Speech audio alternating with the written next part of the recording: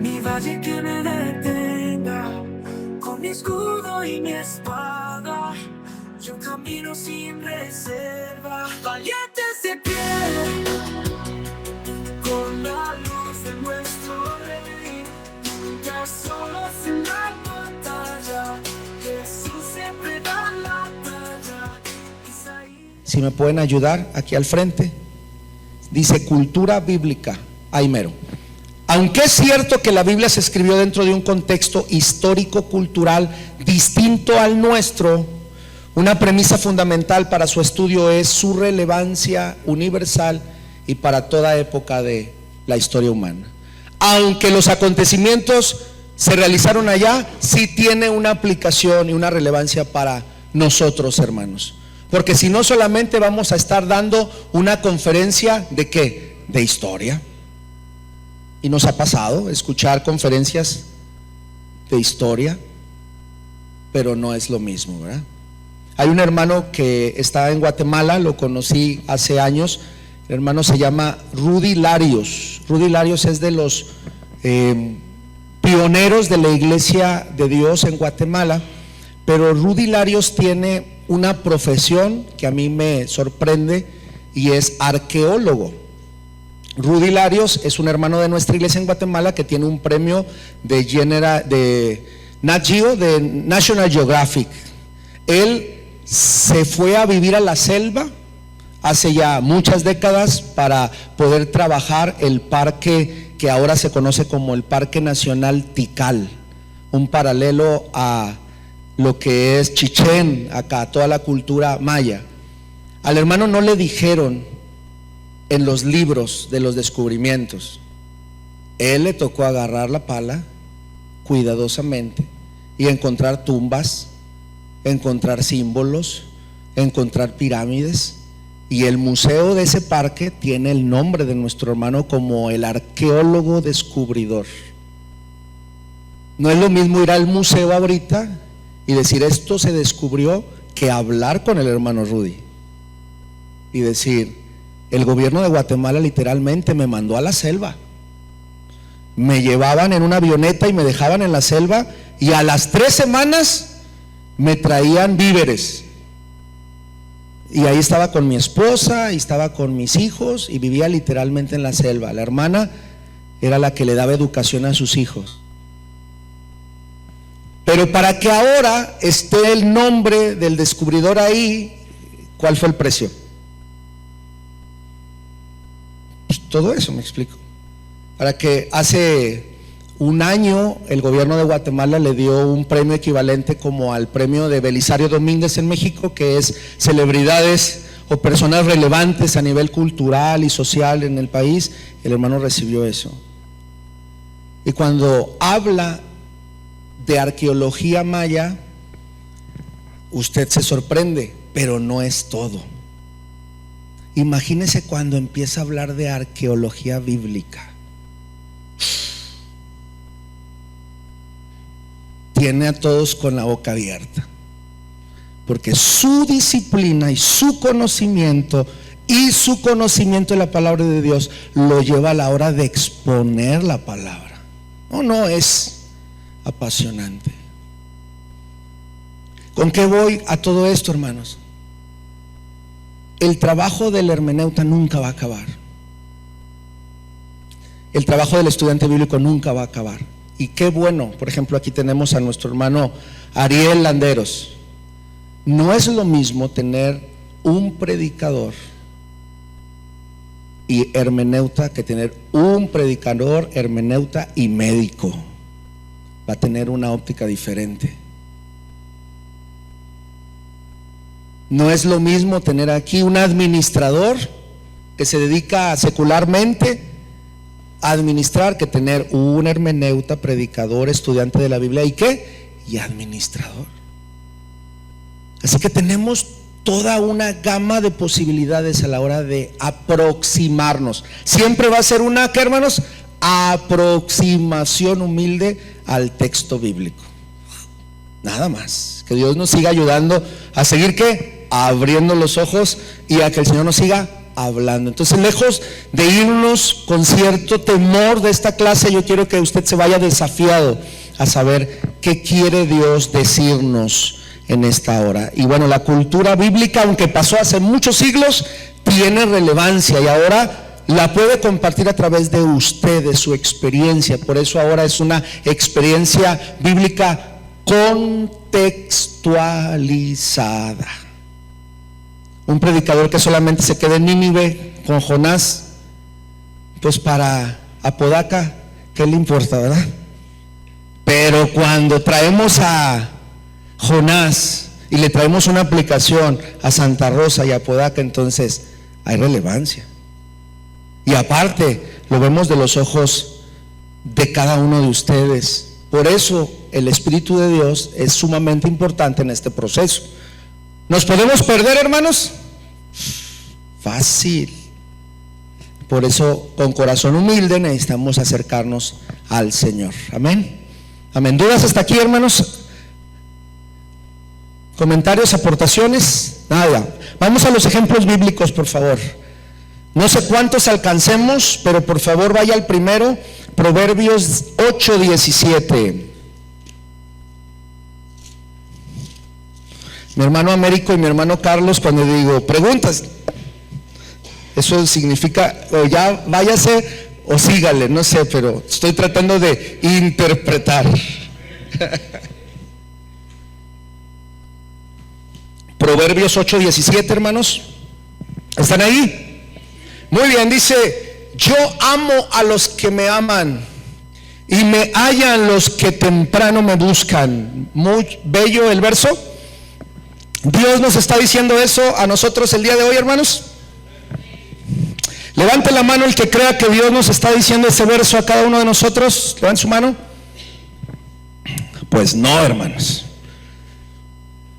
No podemos ser irresponsables a la hora de pensar que es Dios hablándonos a nosotros, aunque suene muy bonito.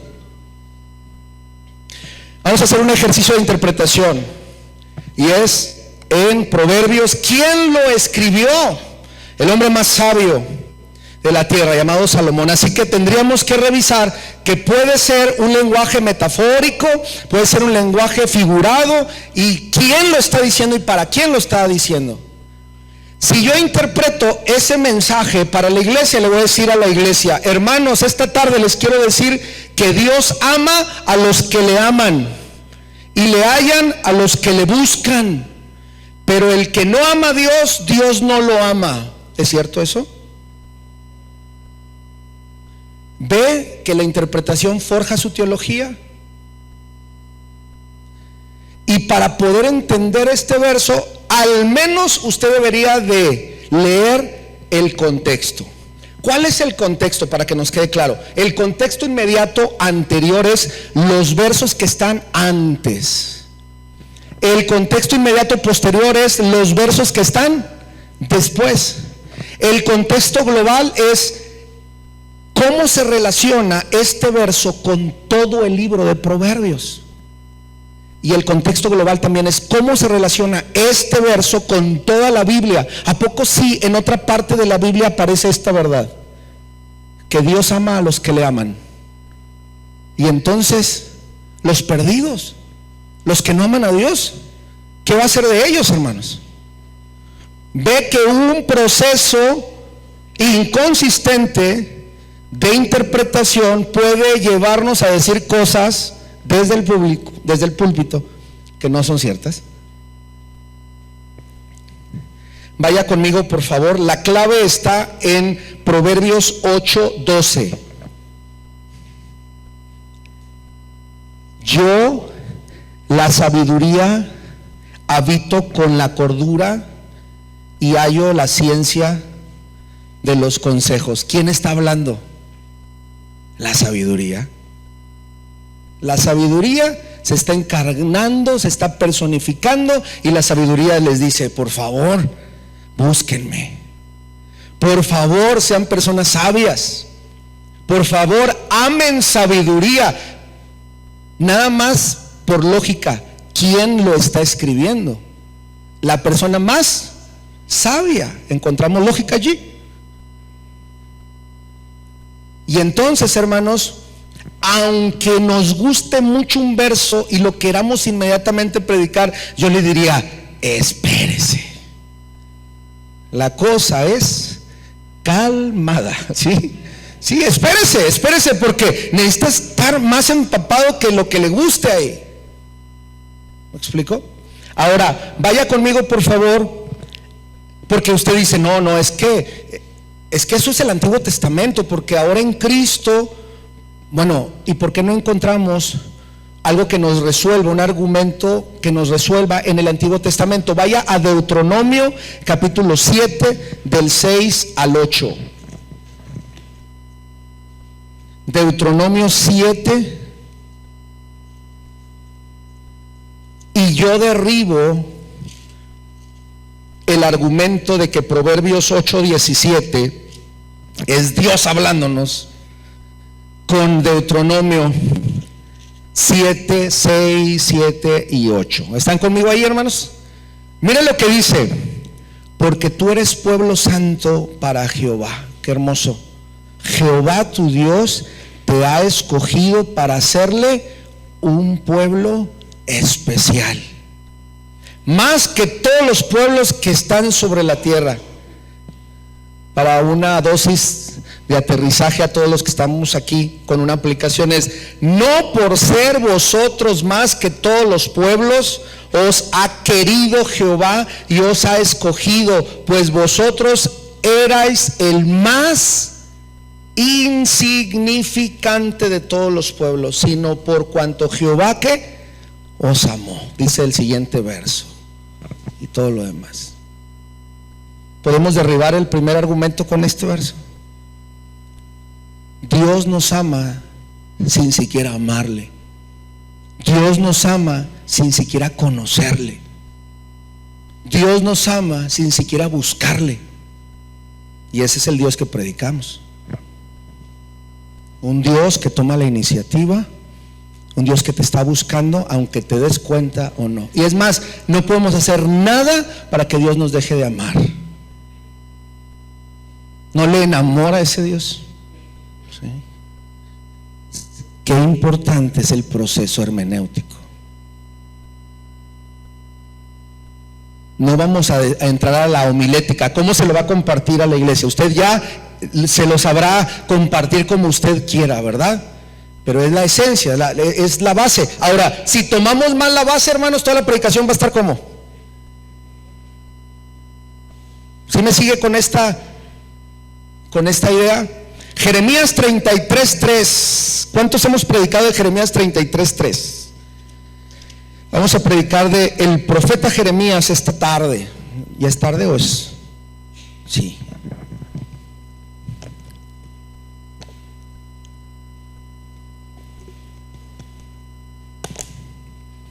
Clama a mí y te responderé y te enseñaré cosas grandes y dificultosas que tú no sabes. ¿Cuántos hemos predicado este verso, hermanos? Sin miedo, hermanos. ¿Todos?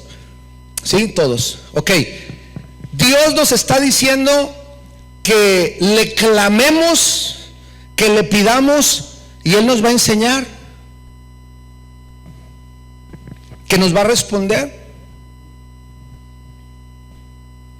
Yo llegué a escuchar un predicador que dijo que era como el 911, que era Jeremías 33:3 era como el 911:11. Cuando usted tuviera una dificultad de cualquier tipo, usted solamente póngale ¿qué? 333 en lugar de 911. ¿Es correcto? Si vamos a la carrera, hermanos, eso es lo que vamos a predicar. Y insisto, que hagamos el trabajo como conviene. Lo mínimo es el contexto anterior. Y Jeremías 33:1 dice: vino palabra de Jehová a Jeremías la segunda vez. Y como un estudioso inquieto es, si hubo una segunda vez, ¿hubo qué? Una primera vez, ¿verdad? Y luego avanzo en la escritura y dice: estando él aún preso en el patio de la cárcel, diciendo: así ha dicho Jehová, que hizo la tierra Jehová que la formó para afirmarla, Jehová es su nombre. Y entonces si llega el 3:3:3, clama a mí y yo te responderé. Pregunta, ¿se trata de oración Jeremías 33:3? ¿De qué se trata, hermanos? Lo indispensable es ir a la primera vez que le habló. Inmediatamente está en el capítulo anterior. Le da usted vuelta al capítulo anterior y me va a llevar como estudiante responsable y hermeneuta a Jeremías 32 para yo descubrir qué fue lo que le dijo Dios. ¿A quién? A Jeremías la primera vez, porque la segunda vez, como muchas veces en la Biblia, es solamente una reafirmación del mensaje. ¿Sí me siguen, hermanos? Y entonces en Jeremías 32 dice: palabra de Jehová vino a Jeremías el año 10 de Sedequías, el rey de Judá, que fue el año 18 de Nabucodonosor. ¿Por qué le pone tanto contexto? Porque quiere que usted sepa qué sucedió en ese año. ¿Alguien sabe qué sucedió en ese año? Jeremías 32:1. Pues cada quien hacía lo que quería, hermanos, en pocas palabras. Y estaban sitiados el pueblo de Israel. Y Jeremías estaba en la cárcel. Todo ese contexto sociopolítico, cultural es necesario para que usted pueda interpretar Jeremías 33:3.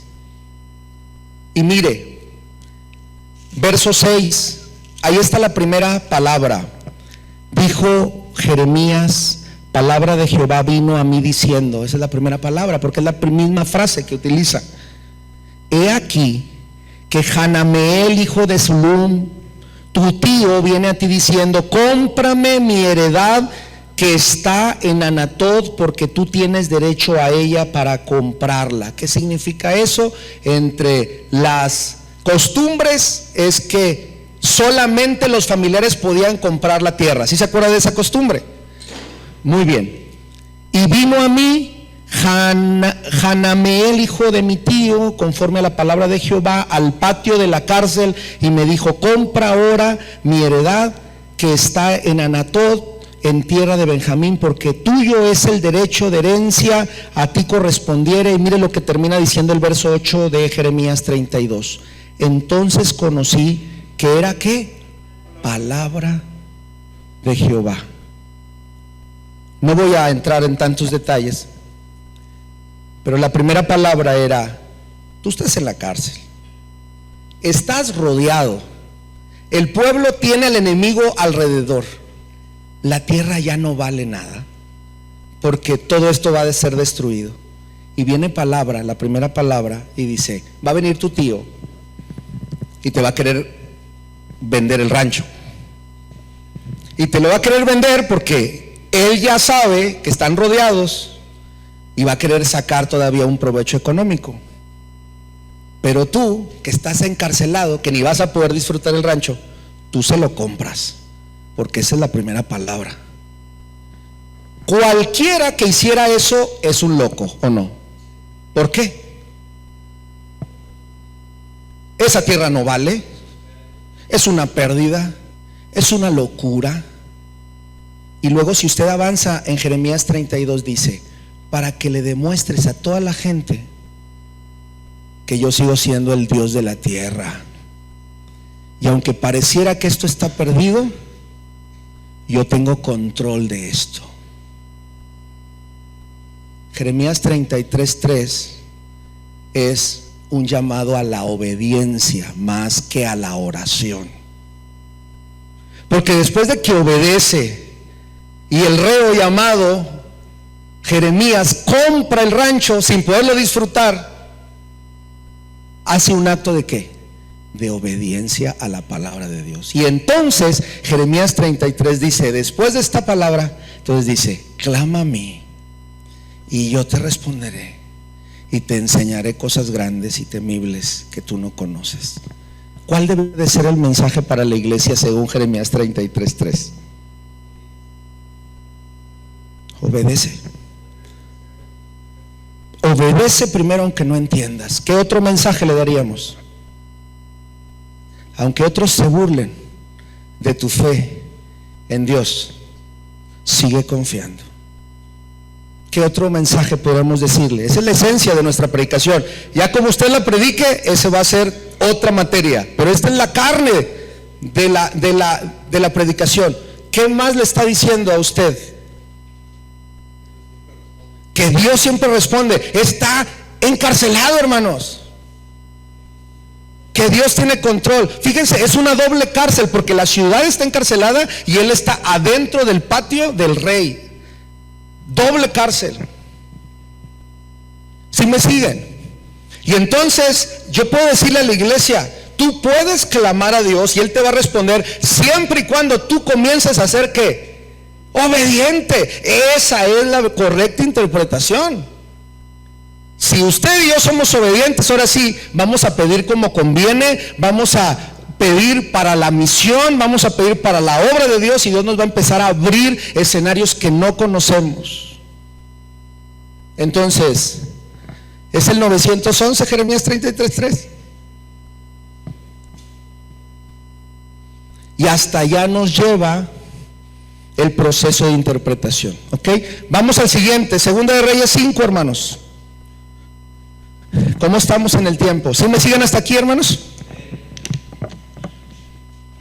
Vamos a interpretar un verso histórico.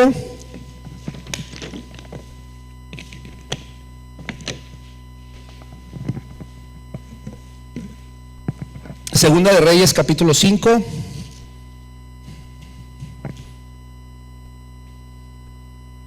¿Cuántos hemos predicado de Eliseo y de Naamán, hermanos? Levante la mano los que hemos predicado de esta historia. ¿Qué hemos predicado? A ver, ayúdenme. Les acercamos el micrófono. ¿Qué hemos predicado de este verso?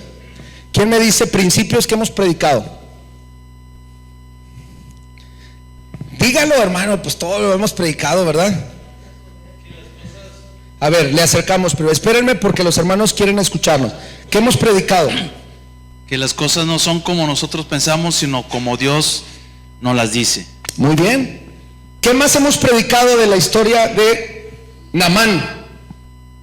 Ayúdeme, hermana. La soberbia de Naamán. La soberbia de Naamán. ¿Cómo me voy a lavar en ese río pestoso? Es ese río pestoso. Muy bien, muy gráfico, muy bien.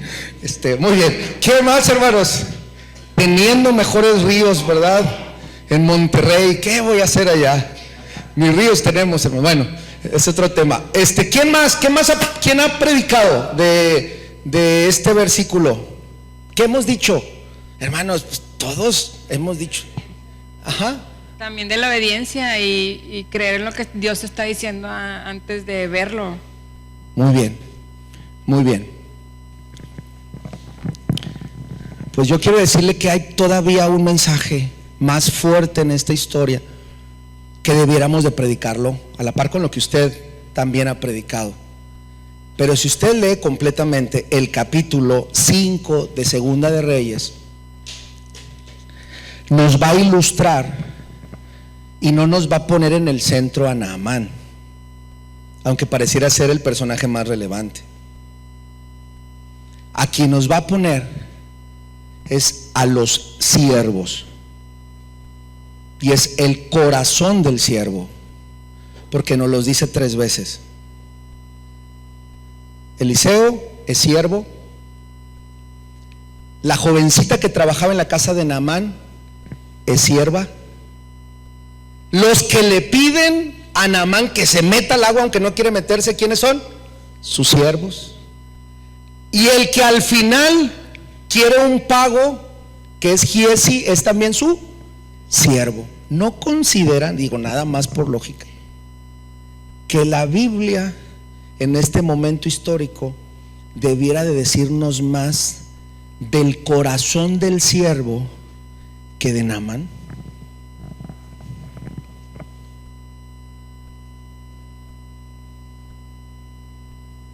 Y entonces no vamos a juzgar mal a Eliseo, que cuando no quiere salir de su casa dice, se cree muy, porque nada más le dijo a Naamán, vaya y lávese, ¿ah? Entonces entendemos un poquito más el corazón, y en lugar de decir que es obediencia, podemos sacar varias lecciones. La primera que a mí me parece relevante y a mí me llama mucho la atención es la sierva. El verso 2 dice: y de Siria habían salido bandas armadas y habían llevado cautivo de la tierra de Israel a una muchacha cual servía a la mujer de Naamán. Esta dijo a su señora: si rogase mi señor el profeta que está en Samaria, él lo sanaría de la lepra. Una jovencita que la llevaron esclava. Las dinámicas conquistadoras decían que cuando llegaban a conquistar mataban a la familia y se llevaban solamente a las jovencitas. Esa jovencita pudo haber vivido con un amargo corazón de por vida, y aún así está preocupado por su amo. ¿No te dice algo el verso? Una jovencita que no tiene futuro, no tiene propiedad, literalmente y bíblicamente es un objeto, está ayudando a su amo. Entonces la palabra nos está diciendo cuál es tu corazón. Y la interpretación es ¿cuál es el corazón? Ahora, pregunta: ¿esta jovencita conocía el corazón del profeta? Porque lo está mandando con él, sabía su proceder, sabía que aquel siervo también, aunque no le llevara nada y aunque fuera el conquistador, también iba a estar dispuesto a ¿qué? A sanar, o si lo englobamos, a ayudar. Ayudar. Pero cuando vienen a buscar al profeta, hermanos, miren lo que sucede. Me llama mucho la atención el verso 6. Tomó también cartas para el rey de Israel que decían así: cuando llegue a ti estas cartas, sabe por ellas que yo envío a ti mi siervo Naamán para que lo sanes de su lepra. Y luego que el rey de Israel leyó las cartas, rasgó sus vestiduras y dijo: ¿soy yo Dios que mate y dé vida para que éste envíe a mí a que sane un hombre de su lepra? Considerad ahora y ved cómo busca ocasión contra mí. Y mira el corazón de un siervo. El verso 8: cuando Eliseo, el varón de Dios, oyó que el rey de Israel había rasgado sus vestiduras, envió a decir al rey: ¿por qué has rasgado tus vestiduras? Venga ahora a mí y sabrá que hay profeta. Y será ese sentido que aquí hay quien, ¿cuál es el sentido entonces? Si está hablando del siervo, es el rey, que es el servidor de todo el pueblo, no tiene un corazón adecuado a Dios. Eso nos está revelando. Y entonces el rey dice: tú mándamelo. Y mira el verso 9: y vino Naamán con sus caballos y con sus carros y se paró a la puerta de la casa de Eliseo. Y entonces Eliseo no salió. ¿Se creía muy hermanos?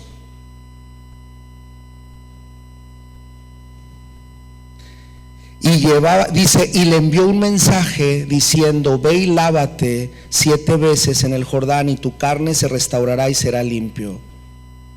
No es que Eliseo sea arrogante, es que el siervo sabe esconderse detrás de quien realmente hace ¿qué? Las cosas. ¿Quién es el que iba a hacer el milagro? ¿Eliseo? Y entonces hasta ahorita llevamos 2 lecciones. El siervo o la sierva cuida su corazón. El siervo o la sierva no está buscando los reflectores. Si es necesario se esconde. Entonces ese capítulo sí habla de Naamán. ¿De quién habla, hermanos? Y avanza el pueblo, avanza la historia, y Naamán no se quiere sumergir. Y los siervos le dicen: por favor, hombre, sumérgete, hazle caso al siervo de Dios. Y entonces sucede ¿qué? El milagro. Y termina la historia con que Naamán viene y ¿qué quiere hacer con? Darle.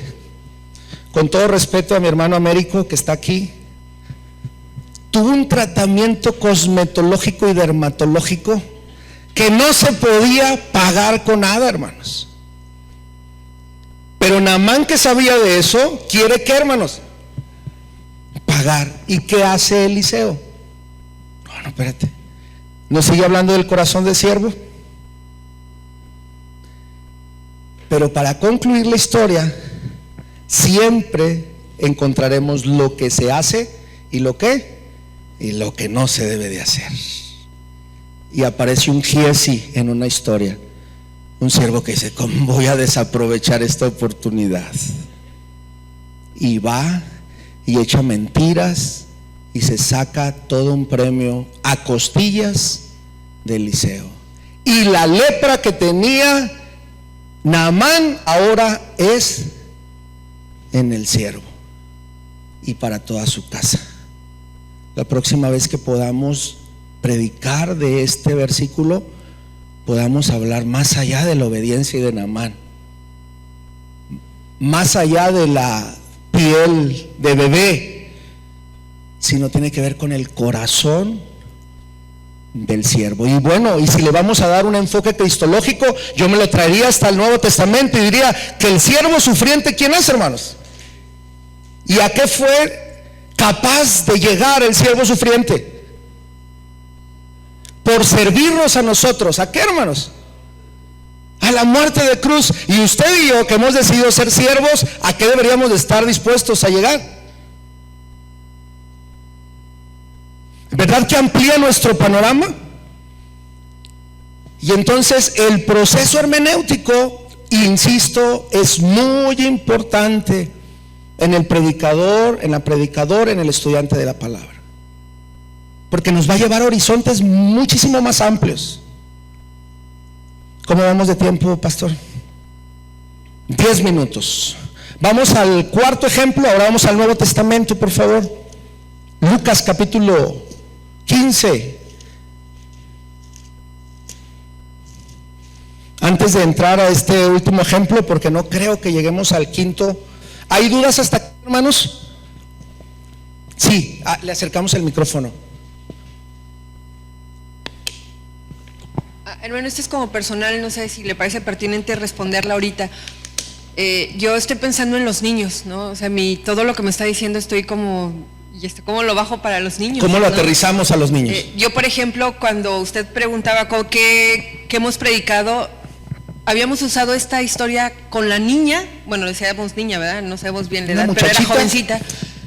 Y decíamos a los niños: miren, ella, a pesar de que era esclava, de que la maltrataban, ella tenía un corazón. Pero nunca jamás se me hubiera ocurrido predicar esto a los adultos. Y aquí ya no funcionó. ¿Le presto esto? Entonces la pregunta es: ¿los niños también necesitan entender verdades bíblicas centrales, nutritivas, diría yo? Claro. Y la pregunta es: ¿cómo le hago para distinguir hasta dónde le voy a dar a los niños y dónde está? También la puedo pasar a los adultos. Es una buena pregunta que está dentro de lo homilético, hermanos. No me toca a mí. ¿Pido permiso para responder? Sí. Ok, hermanos, cuando usted ya capta el mensaje y la centralidad del mensaje, usted lo va a poder aterrizar al auditorio al que Dios lo llame. Pero si no capta el mensaje central y lo cautiva a usted, no le golpea a usted, por decirlo de alguna manera, el mensaje no lo va a poder aterrizar. Eso mismo, ¿cómo yo lo predico a pastores? Un concilio, ese verso. Pues es que el Señor, a través de ese verso, está tratando de alinear nuestro corazón de siervos a la hora de dirigir una iglesia. Y que no busquemos beneficio ¿qué? Propio, con todo lo que implica. Si esto yo lo voy a predicar a los jóvenes, ¿qué les voy a decir a los jóvenes? Sirvan en sus trabajos, en sus empleos, de corazón. Y siempre el patrón, ¿qué está haciendo? Nos está mirando. Pero deja tú el patrón, hay alguien que está más arriba, que está ¿qué? Mirando. Así que seamos buenos siervos, empleados, hijos, etcétera. ¿A poco nada más cuando el papá te dice que limpies el cuarto lo vas a limpiar? ¿A poco cuando estás en la iglesia vas a servir? Porque esta niña ni siquiera estaba en su tierra, ni siquiera tenía acceso a una iglesia. Es un concepto anacrónico al momento, pero bueno, yo creo que nos queda claro, ¿no? Entonces, tú tienes acceso a todo. No debiera haber limitantes para que le sirvas a Dios. ¿Con qué? Con el corazón. Y si hablo de los niños, hermanos, hay muchas cosas. ¿Cómo un pequeñito puede traer un cambio a una, no solamente una familia, porque era principal, a un reino? Y yo les llevaría, ¿cuántos de aquí hay una persona de su casa que todavía no conoce el evangelio? Bueno, ve y háblale de Dios. Tal vez no conoce, no le hables de Eliseo. Ahora, ¿quién es nuestro siervo sufriente, hermanos? El que está dispuesto a ayudarnos, a limpiarnos de la lepra más profunda del corazón, que ahora lo contextualizamos como ¿qué? Como el pecado. ¿Me explico? Y empezamos a hacer paralelismos del Antiguo Testamento al Nuevo Testamento, pero vamos a ir conectando conforme al auditorio. Pregunta: ¿cómo predicaría usted este capítulo en un funeral? ¿Quién me ayuda? ¿Qué le diría? El hermano dejó instrucciones claras. Cuando me muera, yo quiero que prediquen de Segunda de Reyes 5. ¿Qué les va a decir usted? Porque lo tiene que aterrizar en consuelo. ¿Qué les diría? ¿Quién se avienta? Hermanos, ánimo. Ya iba a dejar yo mi testamento, pero viéndolos. ¿Quién se anima? ¿Qué diría usted? ¿Cómo aterrizaría Segunda de Reyes 5 a un mensaje de consuelo de un funeral? Que así como Naamán sanó, en la resurrección todos seremos sanos del pecado. Muy buena aplicación, gracias. Denle un aplauso al hermano. Otra aplicación en un funeral. ¿Qué diría, hermano? Sí, hermana, por favor. Estoy en homilética y me estoy metiendo en un área que no me toca, pero ya pedí permiso. Pues es que ahí hay oportunidad todavía, aún para los que están escuchando, ¿verdad? Que hay la oportunidad de acercarnos y conocer a Cristo, ¿verdad? Amén. ¿Hay alguien más, hermanos? Bueno, ¿quedó resuelta la duda, hermana? Sí. Muy bien. Vamos a avanzar, hermanos, al último ejemplo antes de cerrar la clase. Y quiero desafiarlo, hermanos, a que estudiemos con seriedad la palabra de Dios, que lo hagamos con tiempo, que le dediquemos tiempo, que nos pongamos en oración, le pidamos al Señor que su Espíritu Santo nos abra los ojos, que nos indique qué es lo que quiere decirnos primero a nosotros y luego a quién. A la iglesia. Lucas capítulo 15, y tomo de paralelo Lucas 18. Cuando voy a los evangelios, una de las preguntas inmediatas es: ¿este verso está en otro de los evangelios? Lucas 15 está en algún otro evangelio, hermanos. Hay una parábola en Lucas 15 que solamente esté en Lucas 15. Y eso para un estudiante de la Biblia es necesario saber, ¿verdad? Tenía un profesor de la Biblia que me decía: siempre que vayas a predicar de un verso, te debes de preguntar, ¿qué se perdería el mundo si no existiera el evangelio de Lucas en la Biblia?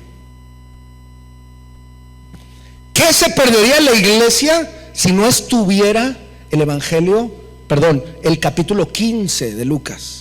¿Qué se perdería? Y la respuesta directa es: la iglesia se perdería de la hermosa parábola del hijo pródigo. No existe ninguna otra. No está en ningún otro evangelio.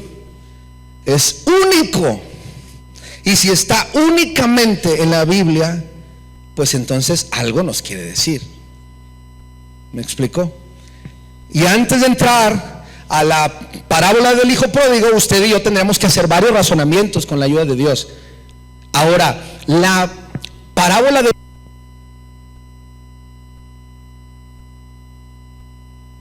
eso significa que ya, ¿verdad, hermanos? Muy bien, ya voy terminando. La parábola del hijo pródigo va de la mano con otras dos parábolas. ¿Cuál y cuál? ¿Quién me ayuda? La oveja perdida y la moneda perdida. Pregunta, ¿creen que hay alguna relación entre ellas? Si cuando en la Biblia hay un mensaje que se repite varias veces y hay una parábola triple, usted y yo como hermeneuta, estudiante, no puedo tomar solamente la parábola del hijo pródigo aislada, ni tampoco puedo tomar la parábola de la moneda perdida aislada, ni de la oveja perdida. Es un triple mensaje, y es un triple mensaje que tiene que ver con salvación. Y todas estas parábolas terminan con un verso muy hermoso, y es: os digo que así habrá más gozo en el cielo por un pecador que se arrepiente que por 99 justos que no necesitan arrepentimiento. Las tres terminan así. ¿Le dice algo a usted?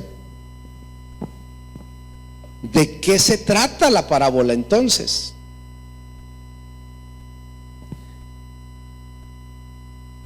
Y ese tipo de planteamientos usted y yo los tenemos que hacer. Se trata de salvación, se trata de Cristo y se trata de la fiesta celestial que sucede cuando, ¿cuántos hermanos? Un pecador se arrepiente. ¿No será nuestro trabajo diario ser parte de esta celebración? Sí. Que sucedan las cosas en la tierra impulsados por el Espíritu Santo, para que en la presencia de Dios haya, ¿qué, hermanos? Gozo, ¿verdad? Entonces, ya usted la predicará como usted determine, ¿verdad? Ahí no nos vamos a meter, pero sí el entender esta base sólida es importante. Hay quien ha dicho y ha tomado interpretaciones, solamente me basaré en eso, que la primera parábola que habla de la oveja perdida es las personas que se pierden y se salen del camino, ¿eh? Usted tal vez pueda darle esa interpretación. La segunda parábola habla de que la moneda se pierde adentro de la casa. Y cabría una pregunta: ¿adentro de la iglesia también se puede perder una persona? Contéstese usted solamente. Y la tercera tiene que ver con este padre amoroso, ¿verdad? Un hijo que se va y otro hijo que se queda, y es la conclusión de las dos parábolas anteriores. Uno sucede externo y otro sucede interno, y la tercera parábola está dando los dos escenarios simultáneos: un hijo que se va y un hijo que se queda, y ambos necesitan, ¿qué, hermanos? Salvación. Como la parábola de la oveja perdida y como la parábola de ¿qué? De la moneda perdida. Así que todos los que estamos aquí, cada día necesitamos salvación en Cristo Jesús. Amén, hermanos. Y espero de todo corazón que esta clase nos pueda animar, impulsar, desafiar a nuestro trabajo como hermeneutas. Y hay una otra slide ahí, y es dudas y comentarios. Agradezco mucho la atención, hermanos. No sé si de parte de ustedes o de parte de los hermanos que estén conectados haya dudas, comentarios. Ha sido una bendición poder compartir esta clase con ustedes. Siempre un distinguido auditorio. Dios los bendiga, los impulse, esté con ustedes en sus ministerios. ¿Hay dudas, comentarios, aportaciones? ¿Quién dice yo? Faltó Judas. No me haga. No, ya no tenemos tiempo, pero ¿qué le diría? Hay una clave para Judas, la carta de Judas, y es los mensajes triples. Hay 3 ideas que se repiten 3 veces, y una manera de interpretarlo es identificar estas repeticiones y algo nos quiere decir el pasaje. Simplemente nos quiere decir que en el tiempo de este apóstol Judas, o de este personaje Judas, estaba siendo atentada la fe a través de gente que estaba siendo mentirosa, se estaban metiendo en las iglesias, estaban atentando a la fe, y entonces es un mensaje triple de mantenernos fieles, no permitir que las mentiras y las herejías lleguen a nuestro corazón, sino permanecer fieles a la palabra de Dios. Esa es como la interpretación base de Judas, con lo que ustedes vayan a hacer de manera particular. ¿Sí? ¿Alguien más, hermanos? Bueno, pues le doy este micrófono a nuestros hermanos que dirigen este proyecto. Dios los bendiga, hermanos. Estoy para servirles. Pasa a ustedes.